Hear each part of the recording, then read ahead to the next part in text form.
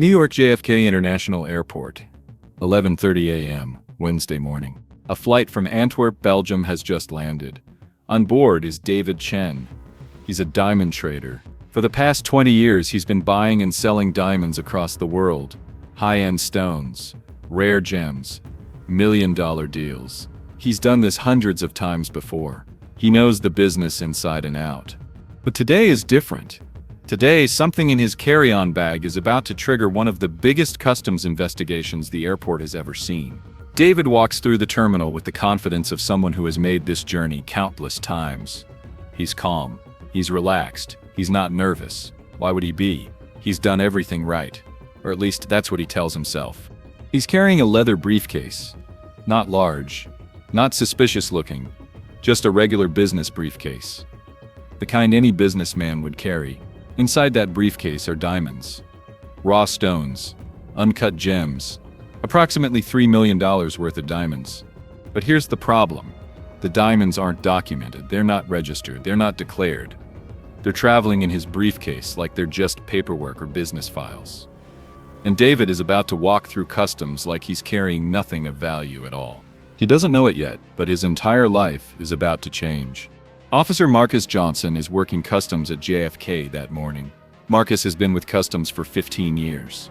He's worked at JFK for the past 7 years, which means he's seen every trick in the book. Hundreds of thousands of passengers pass through JFK every single year. Millions of items, millions of stories. And Marcus has learned to spot the ones that don't add up. As David approaches the customs line, Marcus is watching. Not just David, but everyone. Marcus is trained to notice things, small things. Inconsistencies, behaviors that don't match. David gets in line. He's fourth in line. The line moves quickly. 2 minutes. 3 minutes. Then it's his turn. Marcus, good morning. Welcome to the United States. Where are you arriving from? David, Antwerp, Belgium. I was there for business. Marcus, what kind of business? David, I'm in the diamond trade. I buy and sell diamonds. Marcus, and do you have anything to declare? This is the moment. This is the question that David has to answer truthfully. This is the moment where he could change everything by simply being honest. David, no. Just some personal items and business documents. Marcus nods slowly. But something in his gut tells him this isn't the whole story. It's not what David said. It's how he said it. It's the way David's eyes moved slightly to the right when he answered. It's the way his hand touched his briefcase for just a fraction of a second. Marcus, I'm gonna need to take a look at that briefcase. David, of course. No problem. David hands over the briefcase. He's still calm. He's still confident. Marcus opens it slowly.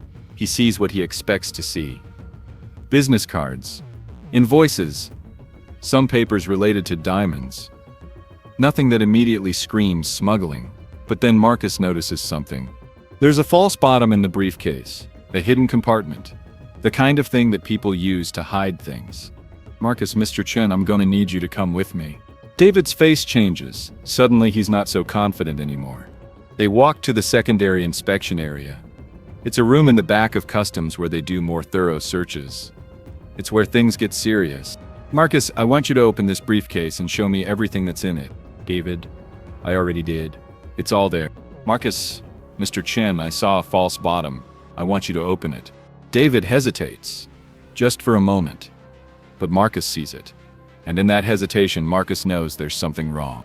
David, there's nothing in there. Marcus, then open it. David's hands are shaking slightly now. He reaches for the briefcase. He presses on the bottom. A small compartment pops open. And inside that compartment are diamonds. Dozens of them. Maybe hundreds. All loose. All uncut. All undeclared. Marcus, where did these come from? David, I was going to declare them. I just forgot. Marcus, you forgot? You forgot to declare $3 million worth of diamonds? David. I was going to do it. I thought they might be confiscated if I declared them. Marcus, why would they be confiscated if you declared them? David doesn't answer, because the truth is they wouldn't be confiscated. They would be processed normally. They would be taxed. They would be documented. They would be legal. But David was trying to avoid that. David was trying to sneak them through. Marcus picks up his radio. He calls for his supervisor.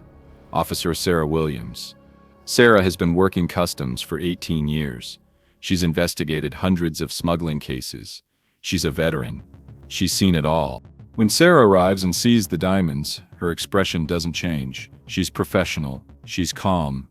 But her eyes tell a different story. Sarah. Mr. Chen, I need to understand what we're looking at here. How many diamonds are we talking about? David. I don't know exactly. Maybe 200? 250. Sarah, and what's their total value? David, approximately $3 million. Sarah, $3 million in undeclared diamonds.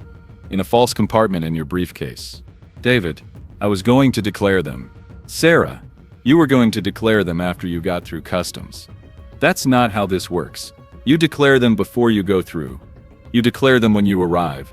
That's why it's called customs. Sarah calls in her team. A diamond appraiser. A specialist who deals specifically with precious stones and jewelry smuggling.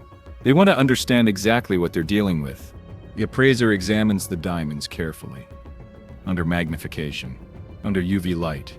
She's looking at the clarity, the color, the carat weight. She's trying to understand if these are legitimate stones or if they're conflict diamonds. If they're blood diamonds. If they're part of some larger smuggling operation. David, they're legitimate. I have receipts. I have documentation. Everything is legal. Sarah, then where is the documentation? David, it's in my hotel room, in Brussels. I was planning to get it later. Sarah, you were planning to get it later. After you cleared customs with $3 million in undeclared diamonds in a false compartment. David realizes how bad this looks. How guilty he seems. How little sense any of this makes. Sarah, Mr. Chen, I'm going to need you to understand something. When you bring items into the United States, you have to declare them. All of them. No exceptions. The fact that you put them in a false compartment, the fact that you told me you had nothing to declare, the fact that you have no documentation with you, all of this suggests that you were knowingly trying to smuggle these diamonds into the country. David, I wasn't trying to smuggle them. I'm a legitimate businessman. Sarah, then why hide them? David doesn't have an answer, because there is no good answer. He was trying to avoid taxes. He was trying to avoid customs procedures. He was trying to avoid documentation. And he got caught. Sarah brings in a federal agent, a representative from Homeland Security. This isn't just a customs issue anymore. This is a federal investigation. The agent sits down across from David. Agent, Mr. Chen, I need to advise you of your rights. You have the right to remain silent. Anything you say can and will be used against you in a court of law. You have the right to an attorney. If you cannot afford an attorney, one will be provided for you. Do you understand these rights? David nods slowly. The color has completely drained from his face. David, I want a lawyer. And just like that, David Chen's diamond trading career comes to a halt. The diamonds are confiscated. His briefcase is confiscated. His passport is confiscated. He's detained pending an investigation. Within hours, the story is out. David Chen, prominent diamond trader, caught trying to smuggle $3 million in undeclared diamonds through JFK Airport. The story makes headlines. Diamond smuggler caught at JFK. Businessman faces federal charges. $1 million diamond smuggling ring. But it's not a ring, it's just David. One man, one mistake, one attempt to cut corners and avoid the system. The investigation takes 3 months. 3 months of depositions. 3 months of interviews. 3 months of examining every transaction David has made in the past 5 years. 3 months of trying to understand if this was an isolated incident or part of a larger pattern. The investigators discover that David has been doing this for years. Not just with diamonds, with other precious stones too. Rubies, sapphires, emeralds, smuggling them in, avoiding customs, avoiding taxes, avoiding documentation. The investigators estimate that over the past 5 years, David has smuggled approximately $50 million worth of precious stones into the United States. $50 million. Completely undeclared, completely untaxed. David faces federal charges, smuggling, tax evasion, conspiracy. The penalties are severe. If convicted on all counts, he could face up to 15 years in prison. But David decides to cooperate. He decides to tell the authorities everything. He provides documents. He provides names of other traders. He provides information about the entire diamond smuggling operation that exists between Antwerp and New York. In exchange for his cooperation, the federal prosecutor agrees to reduce his charges. Instead of facing 15 years, David faces 5 years. But 5 years is still a long time. 5 years in a federal prison. 5 years away from his family. 5 years to think about the moment he walked through customs at JFK airport and decided not to declare his diamonds. The diamonds are eventually returned to Belgium. The authorities work with the Belgian government to trace the stones and return them to their rightful owners. Some of the stones are found to be conflict diamonds. Diamonds that came from war zones. Diamonds that were used to finance armed conflict. Diamonds with blood on them. David's reputation is destroyed. His business is shut down. His license to trade diamonds is revoked. He becomes a cautionary tale in the diamond industry, a warning to others about what happens when you try to cut corners, when you try to avoid the system, when you think the rules don't apply to you.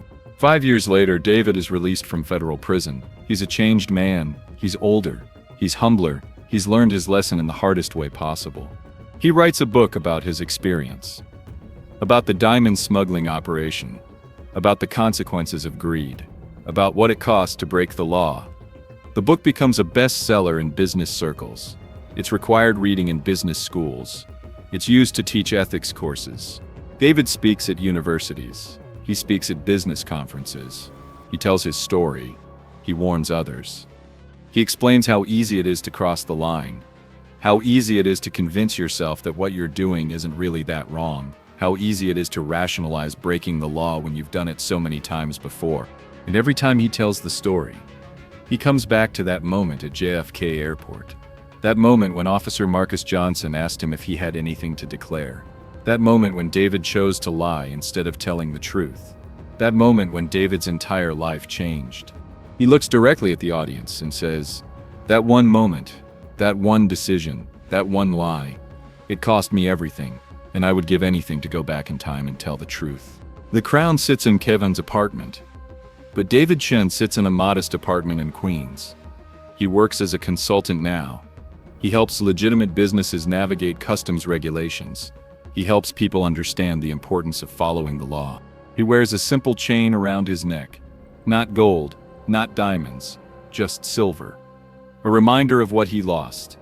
A reminder of that Wednesday morning at JFK airport, when everything changed. When he learned that no amount of money is worth your freedom, and no shortcut is worth your integrity.